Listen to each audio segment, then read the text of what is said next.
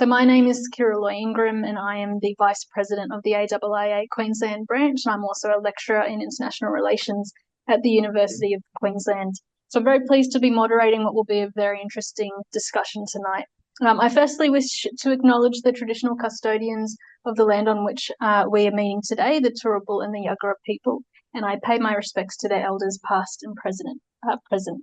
So we're extremely fortunate to have joining us Dr. Horror Ingram, delivering his speech titled In Search for an Elusive Peace, Former Combatants and the Struggle for Peace in the Southern Philippines.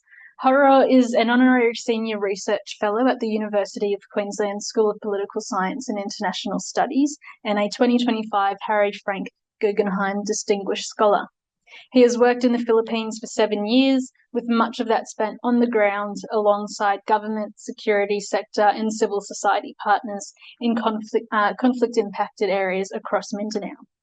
He also served as the Philippines country director for the United States Institute of Peace, focusing on supporting ceasefire implementation and confidence building in the Bangsamoro region and assisting national government partners with broader maritime and regional peace and stability concerns. His international work has involved designing and implementing peace and security programs in conflict areas of the Middle East and Asia, and advising government across private sectors on malign influence threats.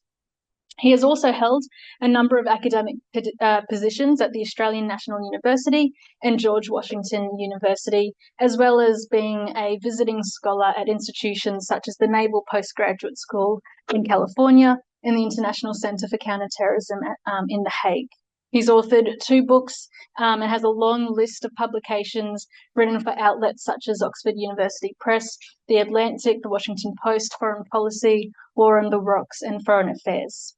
So Horror's uniquely positioned to offer extremely valuable perspectives, given his career has spanned both academia and practice. And it's actually quite rare that he is in Australia, so we're very lucky to have him join us tonight.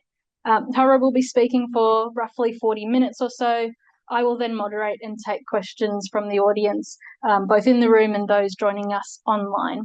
So please join me in welcoming Horror.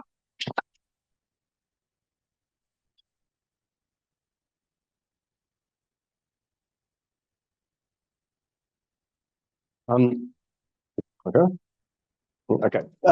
Well, thank you. Thank you. There it is. Sorry.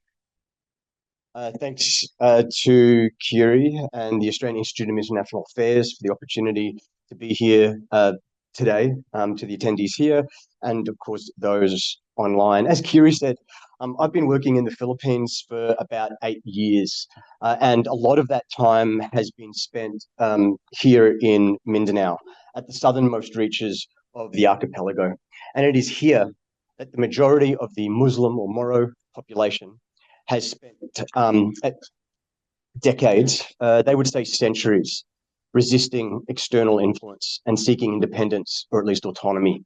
In 2019, about 5 years after the comprehensive agreement on the Bangsamoro, the peace agreement, was signed by the national government and the Moro Islamic Liberation Front, the Bangsamoro Autonomous Region in Muslim Mindanao was established. Here's a close-up view. Geographically, it's quite small, with an ethno-linguistically diverse population of about 5 million. It's one of the poorest and most underdeveloped, and certainly the most conflict-ravaged part of the Philippines. And yet, it is arguably one of the most consequential, not just for the stability of the Philippines, but with immense implications for Indo-Pacific stability. My work in the Philippines has been focused mostly on 2 major issues. Firstly, support to peace efforts in the Bangsamoro, and also assisting with broader maritime and malign influence and interference issues, working closely with the national government and regional partners. Now, these 2 issues are actually deeply connected. If the Philippines is to reposture to territorial defense and the military modernization required to make that meaningful, it will need to free up the 40%, give or take, of its battalions deployed in the south on internal stability operations. So with that very brief intro for you, there are 3 takeaways that I hope you'll leave with today. First, the advancements that have been made in the Bangsamoro since 2019, let alone since 2014, when the CAB was signed, are, by any standard, extraordinary. But the region is teetering on the edge right now. Yes, persistent, deeply ingrained vulnerabilities need to be managed, but there have been self-inflicted wounds, especially in the last year, that have pushed the peace process, the progress that has been made, and the security situation to a very precarious position. Second, former combatants are a uniquely important demographic in the Bangsamoro.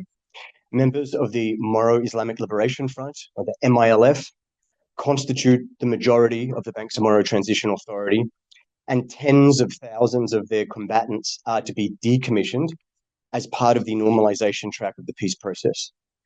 However, there are also violent rebel groups outside of the peace process, especially pro-Islamic State factions under the Islamic State East Asia umbrella, who are seeking to derail the peace process and attract disenchanted MILF former combatants into their ranks. It is very hard to get insights into these groups and their members, but that has been the focus of my Guggenheim project. Thirdly, I hope you leave here appreciating just how important local grassroots programs are for practically holding together peace and ceasefire agreements. I'm especially keen to show how empirical field research can be used to inform practice. So over the next 40 minutes, I'll begin with a very quick assessment of the historical and strategic context before digging into the findings of the Guggenheim project and closing by looking at how those experiences and this research has helped to inform local peace programs. And if there is time, I may offer some reflections, some potential lessons as a transition to the Q&A. Now, when I first visited Mindanao a year before the autonomous region was established, I was struck by how locals, with few exceptions, spoke with pride about their 400 years of resistance. First against the Spanish colonizers, the American colonizers, the Japanese invaders, and then Manila. Now, since 1946, the armed forces of the Philippines have been almost entirely focused on internal stability operations. And since the 1970s, most of those efforts have focused on Mindanao. It was the Moro National Liberation Front, the MNLF, that launched its armed resistance in 1972, which was soon followed by peace efforts that resulted in the 1976 Tripoli Agreement, in the aftermath of which disaffected, unhappy MNLF factions broke away and formed the Moro Islamic Liberation Front to continue the armed conflict. Now, this set in motion a basic pattern that has been repeated almost every decade since then. Conflict leads to peace efforts. As those peace efforts falter, breakaway groups emerge that drive spikes in the conflict, and the cycle continues again. So as we look at groups such as the Abu Sayyaf, which rose in the 90s, the Bangsamoro Islamic Freedom Fighters in the 2010s, and most recently, the Dawla Islamiyah groups and other pro-Islamic State groups, they have emerged and should be understood as emerging as symptoms or products of those cyclical dynamics. Now, this history matters because of the various ways it shapes the present. History is a major part of the identity, not just for people in the South, but in Manila as well. People are acutely aware of this pattern, and it is often used politically and strategically as a lever. We don't want to repeat the past. We don't want to repeat this cycle. How much worse is it going to be next time? And in this sense, in some really important ways, history becomes somewhat of a burden as well, as a weight upon the peace process. Now, I want to be really clear about this. The current peace process between the national government and the MILF has delivered the most promising period of relative peace and stability and development in living memory. It has been a long, meandering, and at times brutal course.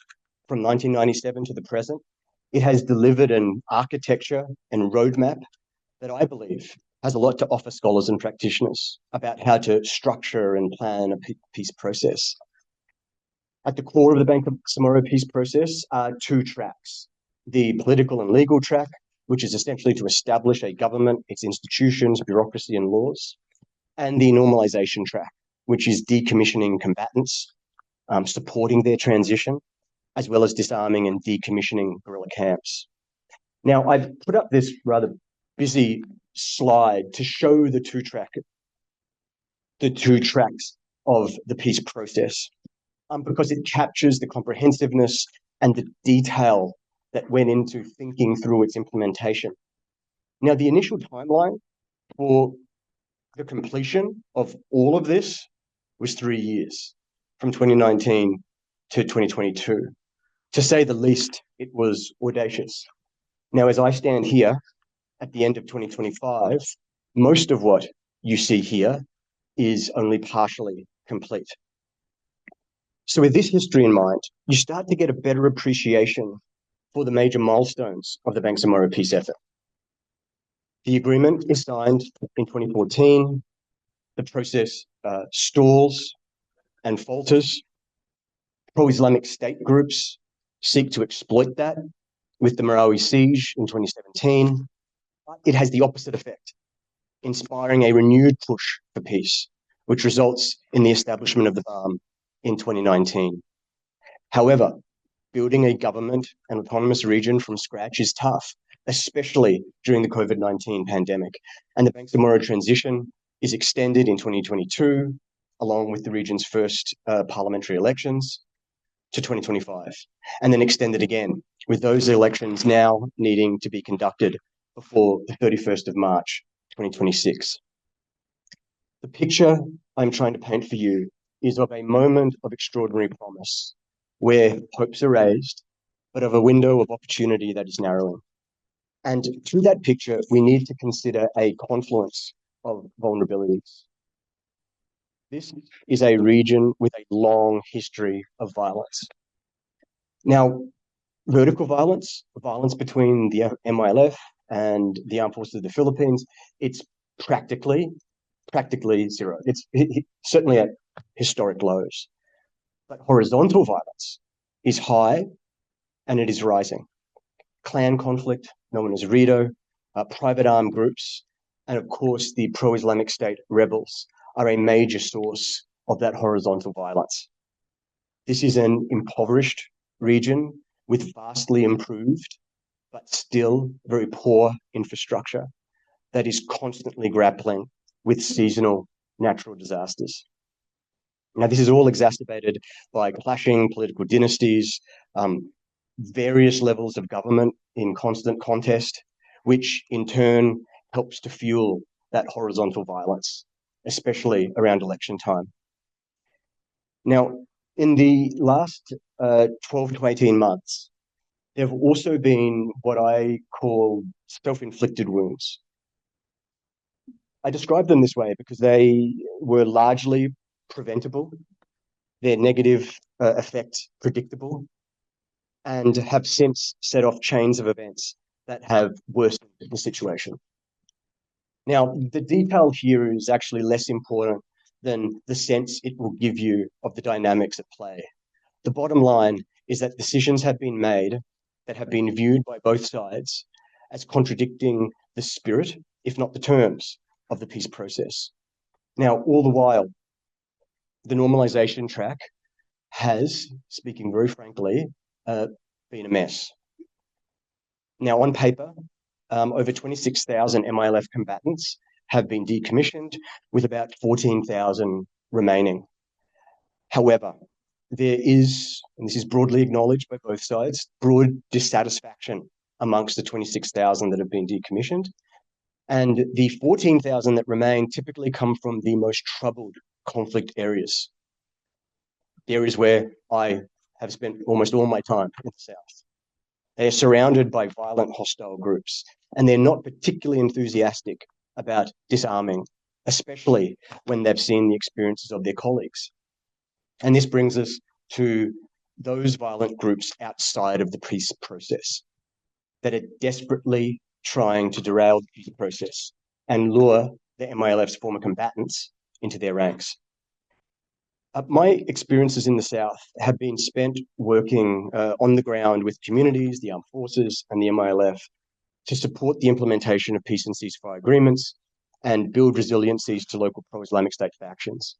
Yet very little is known about these groups and their members. The Bangsamoro can be a very difficult place to work, let alone in its conflict-impacted areas, let alone trying to seek out the most violent rebel groups. But this was essentially the purpose of the Guggenheim Funded project, to identify, map, and critically analyze the major drivers and motivational pathways for joining and actively supporting, as well as leaving, violent revolutionary groups in the southern Philippines.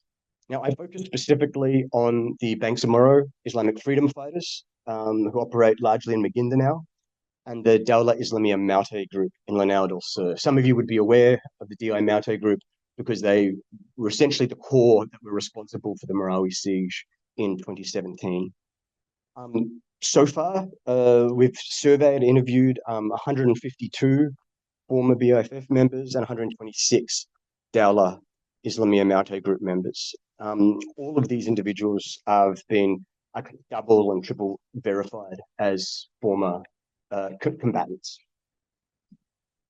Now, the results I present today are drawn from a sample of 86 BIFF and 86 DI Maute. So let's dig into the project's early findings, beginning with what we've learned about joining the group. So on the surface, the rank and file of the DI Maute and the BIFF are remarkably similar. When you look at the typical recruit, they are a male between the ages of 25 and 31 with no education or a primary school education, and 90% of them are farmers or in unskilled labor. It's been remarkable for me just how similar the demographic breakdown is. It's almost identical. About a fifth of those who have been surveyed are between the ages of 18 and 24, and about a third are between the ages of 25 and 31. Again, I really want to emphasize here that 70% of the Dawla group members had no or just a primary school education, with 78% of the BIFF having no or just a primary school education. Now, it's when we scratch below the surface that important differences emerge that I think reflect the interplay of strategic, organizational, and motivational factors that are at play here. For example, women and the tertiary educated, although they constitute a tiny portion of the members, less than 2 or 3%, they have had an outsized role in the DI Maute group versus the BIFF. The BIFF remind me of a kind of a classic rural guerrilla insurgency. The DI Maute, on the other hand, are much more like the semi-urban, semi-rural underground cells that I kind of saw. I don't want to make the direct comparison, but I kind of saw in the Middle East. Now, in a really important part of the project design, and I've tried not to bore you with the methodological kind of detail of the project design, because I'm always happy to go into that later. But a really important part of the design was to try to capture distinctions between stated motivations for joining the group and the actual mechanisms for joining the group. And if we look at the results here, we have about 51% of DI Maute group members cited religion as their reason for joining the group, and about 16% said that it was family and friends were their motivation for joining. In contrast, that's flipped for the BIFF, with about 44% citing family and friends and a third religion as their motivation for joining the group. Now, when they're asked to reflect on how they first learned about the group and who was the biggest influence on their decision to join, family and friends are the most cited. For the BIFF, 77% cite that it was family that enabled them to join the group. For the Diamante, it's 43%. The next most common response is a religious figure. It's actually only 11% in this sample for the BOFF versus 27% citing a religious figure. What I hope you're starting to see here, even really early on, is the alignment between their stated motivations for joining and the mechanism through which they ultimately joined the group. And this becomes really important, not just for some nerdy scholarly reason, it becomes really important as a practitioner for how to disentangle and break down these dynamics. Now, when they were asked what activities the group was conducting in their local area, respondents were given multiple choice options. They could also provide their own answers, and they were encouraged to select or state whatever was applicable. For the Diamante group, recruiting and preaching was the most commonly selected and stated activity that was being conducted by the group in their local area, with fighting. About a third of people saying that fighting was happening in their local area. Remember before how I described the BOFF as more of that rural kind of counterinsurgency? Well, for them, 78% said there was fighting in their local area versus about 14% citing recruiting, that only recruiting and preaching was happening in their area. And I think that this is, again, really important because it provides us insights into strategically where the group is at, organizationally, how it's trying to engage with the population, and the relationships back to those motivational and mechanisms for joining the group.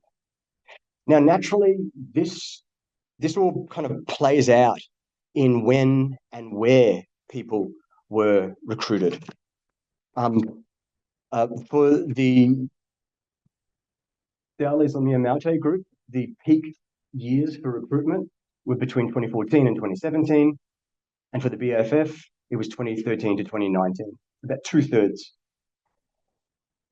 For those of you who know the history, this probably isn't going to surprise you. These were the peak years of the Diamante group. These were the years leading to the Marawi siege in 2017. And this was really where the BOFF insurgency was most active.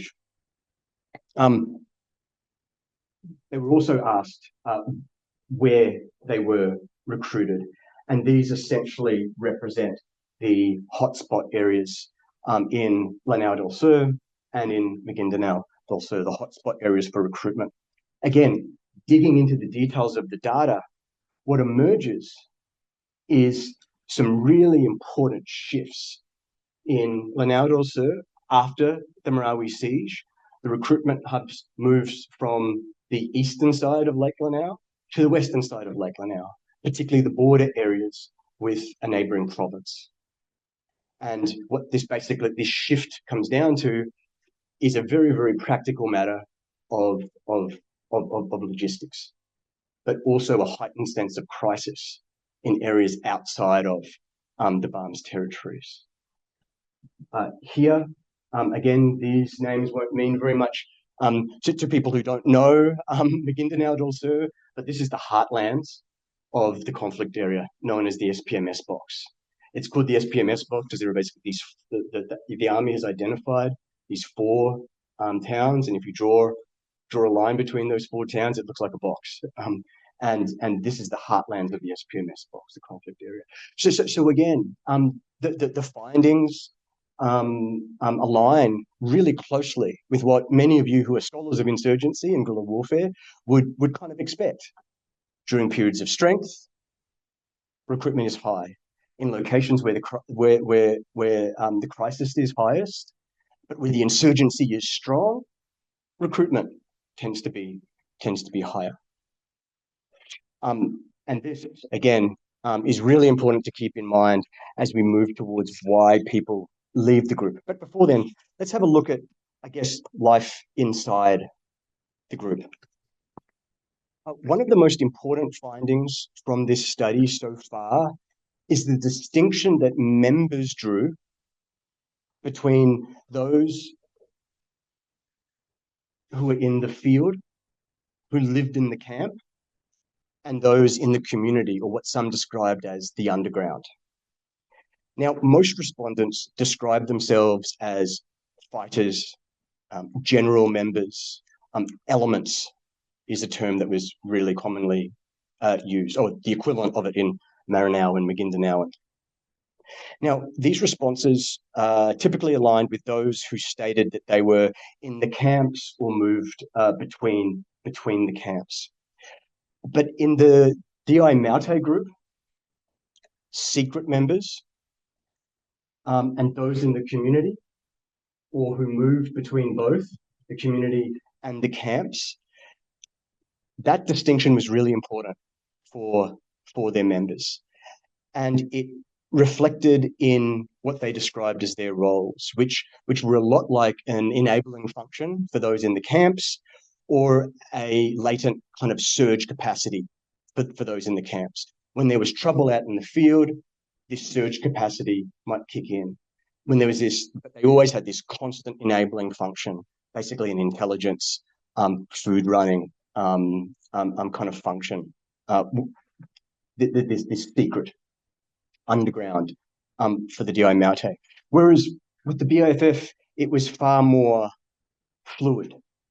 And people would go off and they'd fight one day, maybe because there was fighting in the area, and then the next day they'd be farmers again. And sometimes they'd spend time in the camps, but they usually end up coming back. For those of you who know the work of David Kilcullen, this is just a kind of classic accidental guerrillas, is what you see with the BIFF. And so as the pieces start to fit together in this study, you start to really dig into the nuances that should matter, not just as scholars, but as practitioners. How do we break this down? Where are the strengths and the vulnerabilities? Another important functional distinction between those in the camps and those that were in the community, or both, is that those who were outside the camps, those who were in the underground, they were expected to recruit.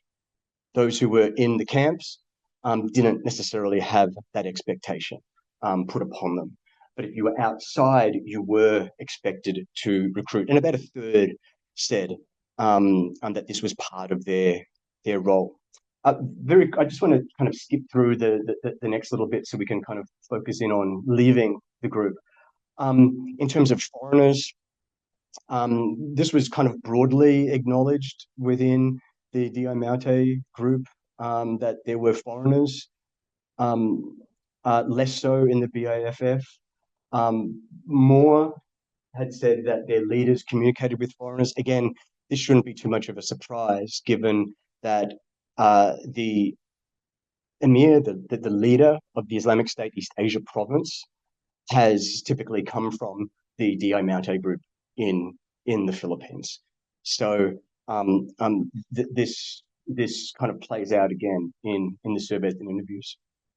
Almost 90% of those who were interviewed were surveyed in the DI Maute group acknowledged that women had a role in the organization. And what was interesting is the difference in the roles that women had in the groups. Within the BIFF, there were far less women, according to their members, and their roles were very traditional. They were essentially wives and they were cooks. They would come and visit their husbands and they'd pretty much go home. Within the Maute group, the roles were, yes, there were wives and cooks, but they were much more varied. They were expected to recruit. They were educators. They were trainers, essentially informal spies. As Curie's work looks into as well, there's also this culture there that women make better snipers, for a range of reasons Curie may talk about later on. But there is this view that women are uniquely better at at sniping, and there's this culture of that as well, that you see. In addition to the surveys, there are also these in-depth interviews that have been really crucial to this study, because it's given kind of a bit more color to the picture that the data has kind of provided. In the DI Maute group, I've kind of described these three as the commander, the wife, and the assistant. And these three were very much in the inner circle of the DI Maute group. I mean, very, very close to the senior leaders in the Maute group. And so their insights have been really interesting. And what they basically just reinforced was this sense that the underground was crucial to the survival of the DI Maute in Lanao, and this idea of a surge capacity, that whatever you saw on the surface, it was much larger, but also much more informal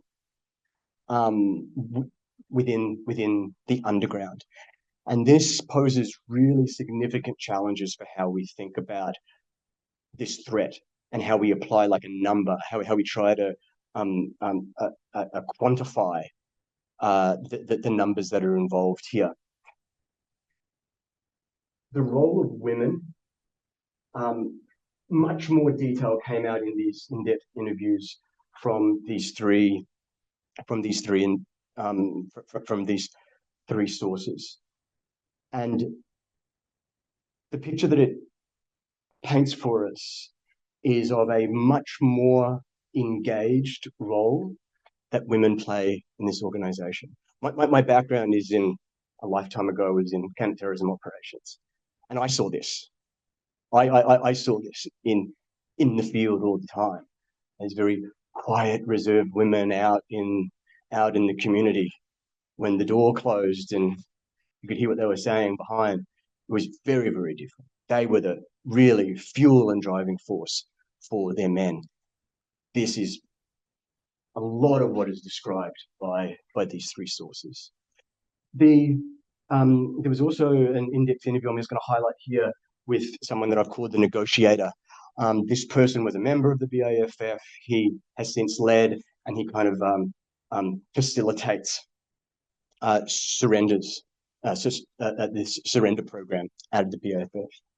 And what I think was really important there was just the detail about, again, what Kilcullen would describe as accidental guerrillas and the role that accidental guerrillas play.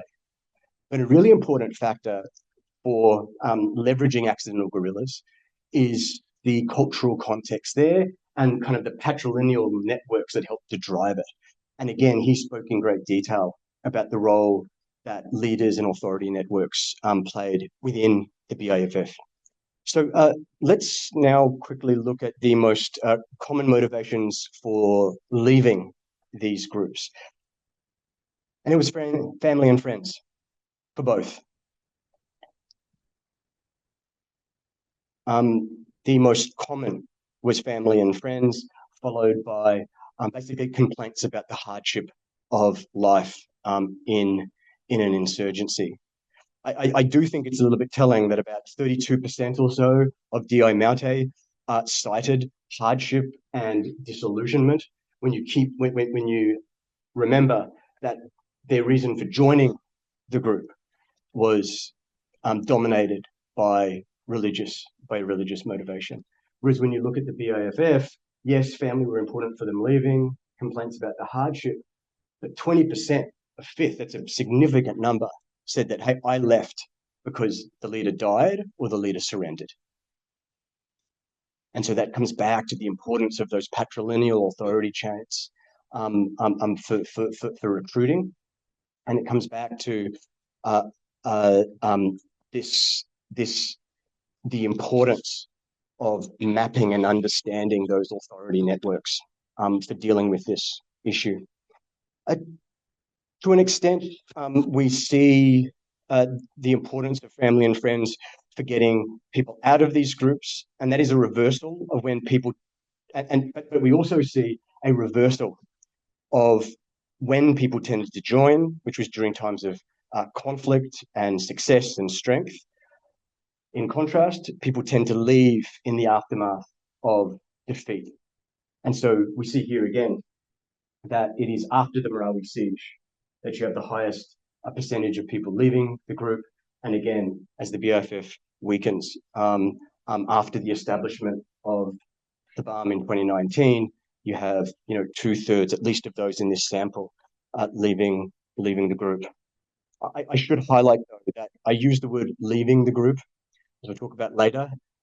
That is far too black and white a term for what is happening here. The great vulnerability amongst former combatants is this sense of being abandoned.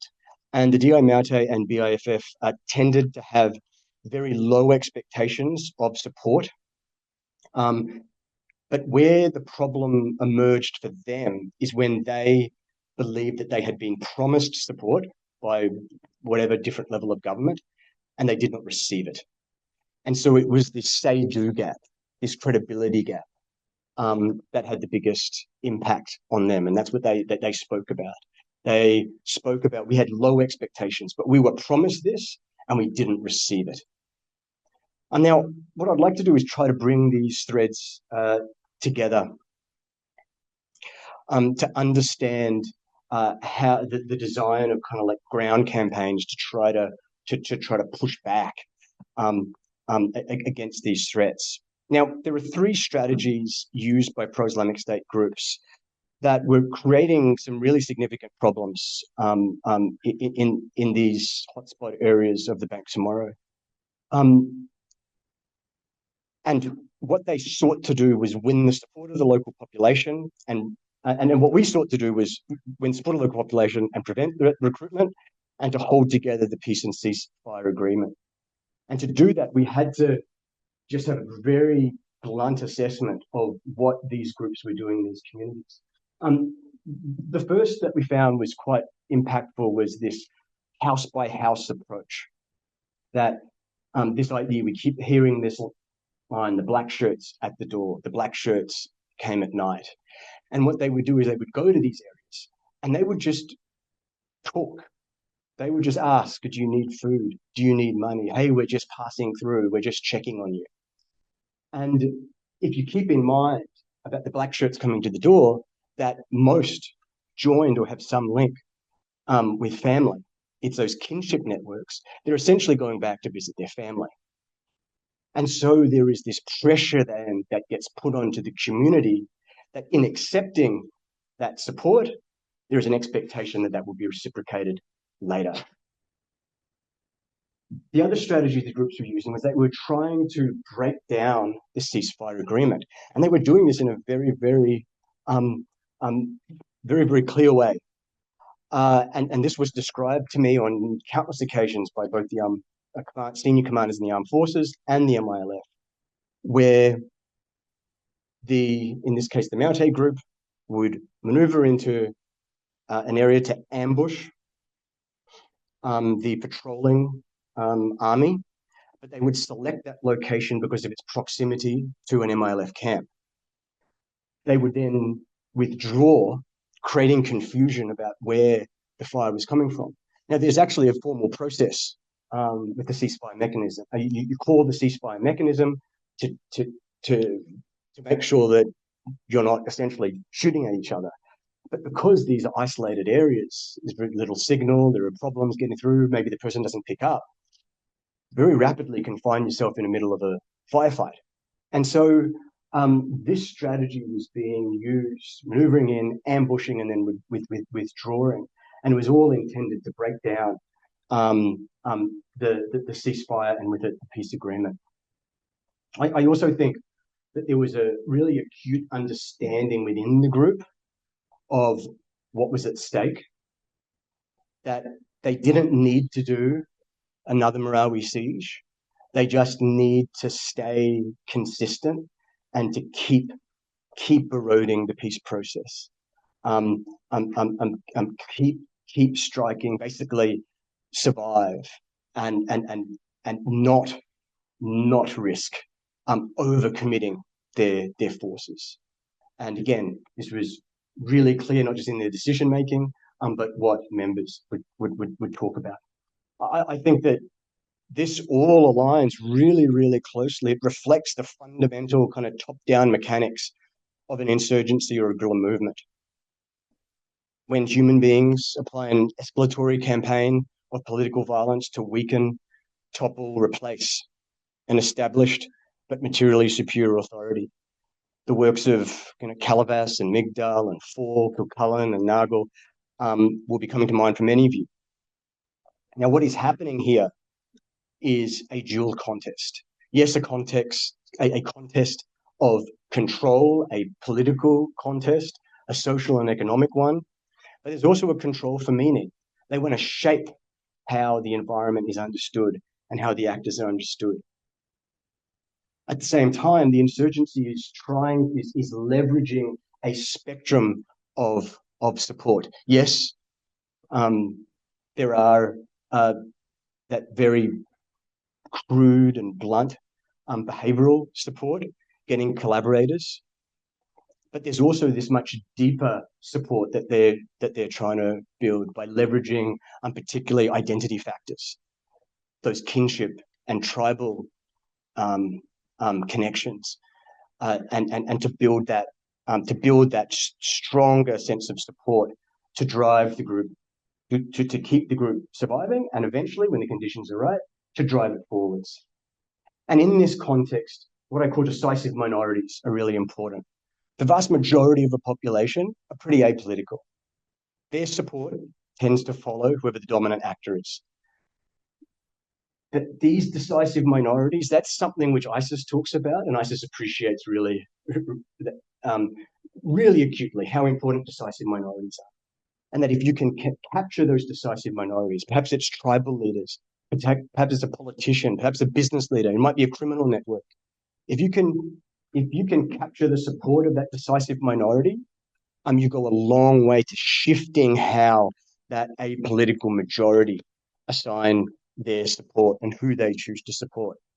And so the rationale of our local peace building effort had to reflect this as well. We had to be thinking about, well, what is the dual contest? How can we be competitive in this competition for meaning and control? Appreciate the full spectrum of support and the motivational drivers that are at play in that spectrum of support, but to also be thinking about those decisive minorities. And none, I would suggest, are more important than the former combatants living in these communities, for whom these rebel groups are trying to lure away from the peace process. And so there were really four pillars of the work that we engaged in the South. The first was to address the basic needs, to use the data for where the conflict was worse, where recruitment was highest, and that would be where we would prioritize the red and black zones on the map. To go in and address those basic needs. Why? Because we wanted to change the decision-making environment. When the black shirts show up to the door, I don't need to accept that rice. I don't need to accept that chicken. I'm not going to hide your gun because I don't need to. That desperation isn't there.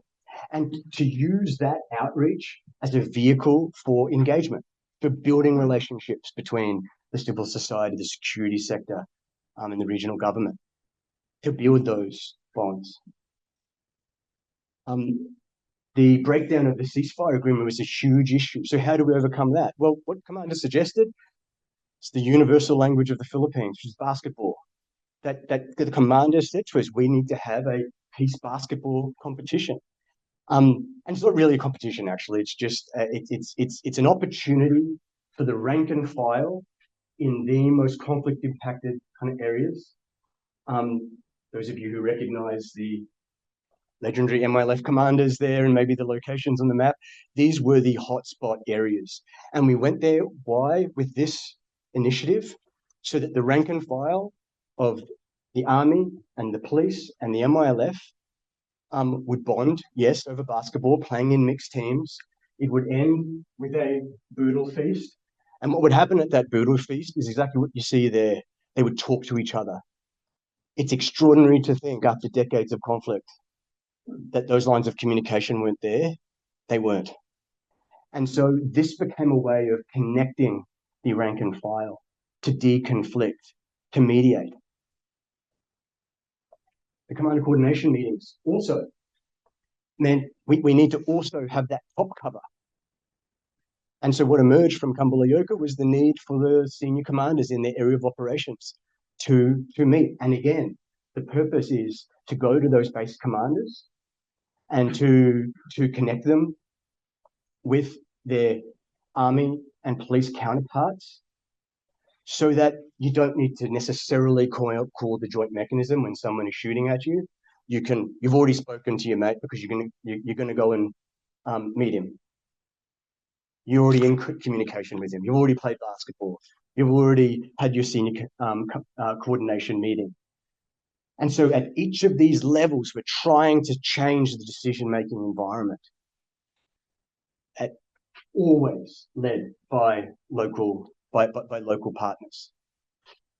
Now, everybody knows that during the election period, violence spikes, and this has been the great concern, is that if the elections can't function, particularly leading to the Bangsamoro's first elections, that this would be devastating for the peace process. And so something that emerged from these commander coordination meetings was the importance of establishing joint quick response teams. They would be made up, again, of MILF, AFP, and PNP members from their local communities that were there not just to prevent violence,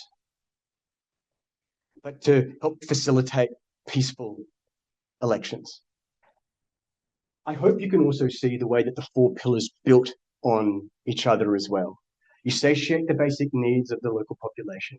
You build the relationships between the rank and file. You ensure that there's top cover for that rank and file, but also back up the chain. And during times of critical vulnerability, you have mechanisms in place to prevent and to respond, which then feed back into that cycle. I'm going to stop there, and with very, very briefly offering a few quick reflections, and perhaps this can lead into a Q&A, but just some quick reflections, I guess, on the lessons that have emerged from those experiences. Perhaps I'll leave the top one, which is more of a reflection on the peace process, and focus in on, I think, where the strengths and weaknesses are and where we're positioned. I think that the Bangsamoro peace process is just a great example of the architecture that can be put into place, the strategy and thinking and planning that can be put into place. And there are a lot of really important lessons to learn there. At the grassroots level, at the local level, the appreciation for practice and direct engagement, and just that hard, grinding work of peace that often gets forgotten in the five-star lifestyles of the peacemakers, that is appreciated at the grassroots level across the Bangsamoro. And the great tragedy is going to be that if this peace process collapses, it is these people who've slaved away for years and years and years who are going to be devastated by the conflict work to break out again. And where I think some of the major weaknesses that have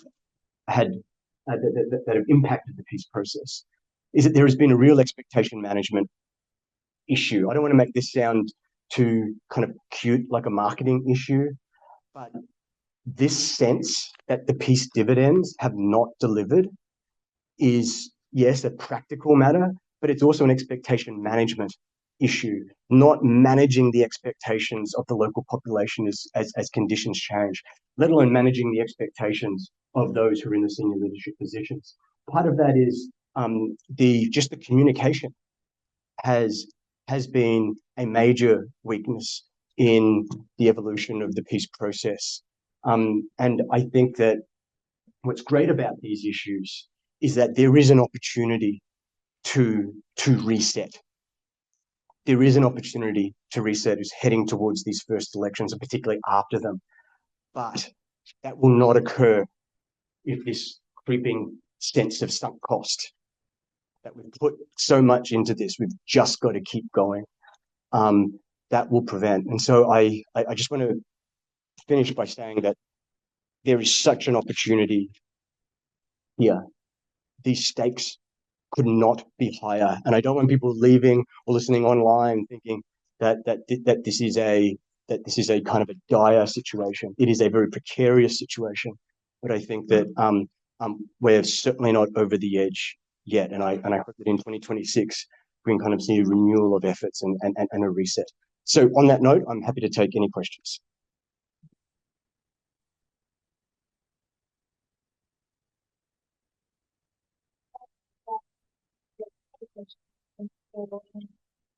Online as well.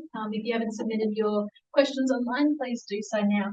I might kick it off by just asking the first question. So, Haru, I think arguably the international community is really scared of Marawi Siege 2.0. What are the chances of Marawi Siege-like events happening?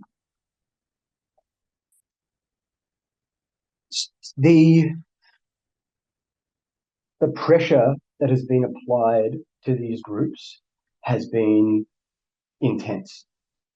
The leadership has been devastated by counterterrorism military operations, the work of civil society through the Bangsamoro, what we may call PCVE. People in the South do not like the term PCVE generally speaking. They would describe it as peace building and peace initiatives. Have been very important, and I think that these groups are just so weak at the moment that even from a capability perspective, they wouldn't be able to capture a major city. In saying that, though, and this is crucial, that is not their intent. Their intent is to continue with this slow, rumbling, grinding effort, and with this real sense. I spoke about that history with a real belief, because history tells them so, that this thing will collapse on itself. That we just got to survive. We just got to grind away, and when this collapses, the dynamic will be the same as it always has. People will break away.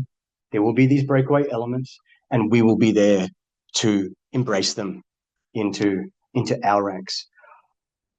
Famous last words, but I don't think Marawi Siege 2 is realistic from a capability perspective. But that actually misses the point. I suspect that the priority is to continue to engage in this grinding effort. Somewhat confident that history tells them what will happen next. Things will collapse, and we will be there. Thank you. I'll open it to the floor now. Well, thank you very much. I've learned a hell of a lot. I know a bit more about Indonesia than I do about the Philippines. And when you were talking about the characteristics of the Bangsamoro, I kept, of course, the Aceh. Aceh, yep. Now, I'm wondering, was there much connection between those two groups? Has the Chinese experience in any way informed the approach to the Bangsamoro? Has it informed or influenced the way in which you've approached it? That is an excellent question. The answer is yes. I mean, what has struck me, and when I was at the Australian National University, I mean, I was the course coordinator for the peace studies there, and I've worked with Mindanao State University, and their peace curriculum is a really important part of their what they offer students across Mindanao. And I think that people would perhaps be surprised the extent to which those who have been involved in the peace process are not just aware of these other peace efforts, but have done their best to study. Aceh is certainly one. Colombia actually has been a really significant influence on the way in which the Philippines and, of course, on the Moro side have thought about the peace process, and that's why I think, again, it was a very busy slide, but that was part of my intention was to show that, was to just show the detail and the thinking that had gone into the peace process, the decades worth of success. But let's be frank, failures that have also helped to inform what was on paper. And I think most would look at what's on paper and the lessons that were drawn from places like Archer and Columbia and say, this is solid. But, what does Mike Tyson say? You put a planet you hit in the face. Well, peace processes are the same thing. You can have the best plan, you can have the best strategy, but ultimately it's in the implementation.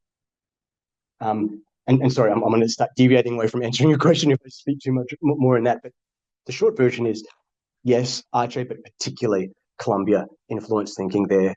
And there is, I think that there are some important differences between the two, but there are some fundamentals that can be drawn from these successful peace efforts, which the Philippines definitely brought on and sought to implement in their approach.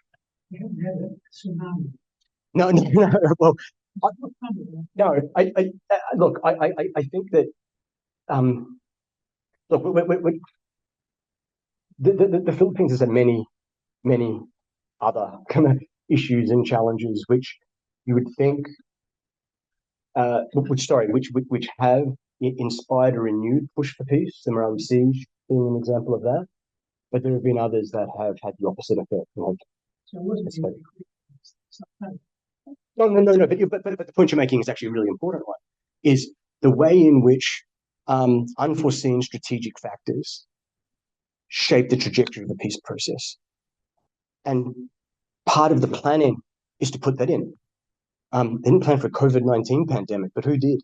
And that's why that transition extension was so important.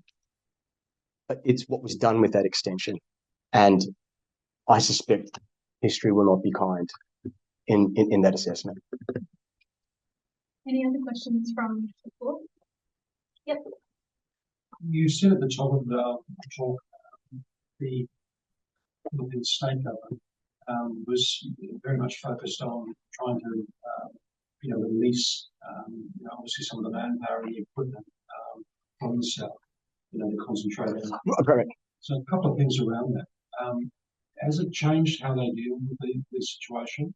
And secondly, how does the breakaway of that province, how do those people think about the Chinese just generally from your observations? Yeah, those two excellent questions. To answer the first, the election is that's the milestone that everyone is thinking about. And so the surge in deployment has coincided with elections, as it always kind of does. And so with the first Bangsamoro parliamentary elections coming up, there is just this acceptance that this is what's going to happen, that there is going to be this surge, and that there is going to be this redeployment for training after that. But there is some threshold level of peace and stability that needs to be achieved in the South for that to be realistic. In terms of opinions about China in the South,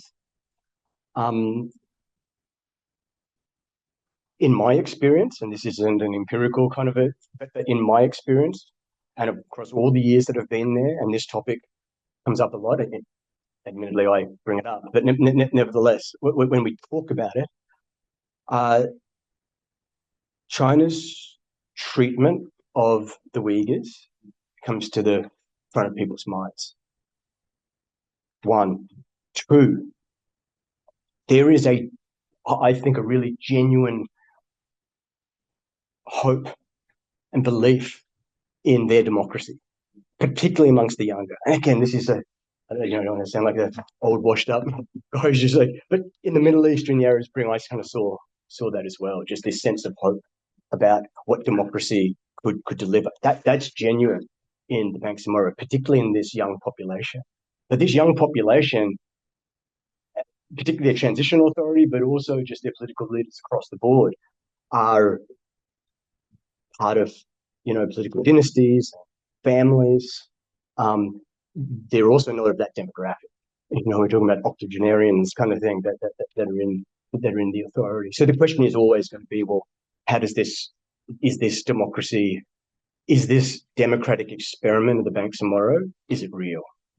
And you keep kicking that can down the road, there is understandably a sense that this isn't what we're going to sign up for. But because there is that belief, there is this natural aversion already because of the Uyghur issue, but also that it's an authoritarian regime. The attitudes towards communists are very sharp as well. So the general sentiment is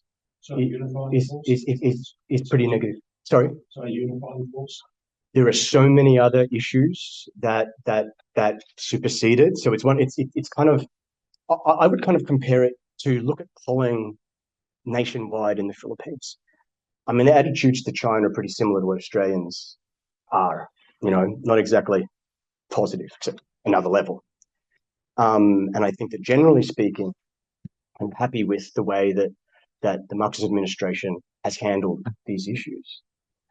However, this isn't an issue that kind of, and there's plenty of studies that have looked at this, doesn't really win votes. It's domestic issues. It's about people are they're daily workers because they live hand to mouth. Like that's the issue. Those are the issues that matter most. And in the Bangsamoro, when you were surrounded by poverty and violence, and this peace has promised you so much, those peace dividends have promised to deliver so much, and each knock at the door from the black shirts, it said, dignity is in the struggle. Dignity is in the jihad. The last 6 years, your life improved? Does this feel like a more dignified life, this life of peace? That's the narrative struggle. Really, that is at the heart of the Bangsamoro challenge. And yes, China is there. And as outsiders, that, for me, like that issue matters, but not winning the local struggle. We are at time, so join me in thanking Mark and I'll hand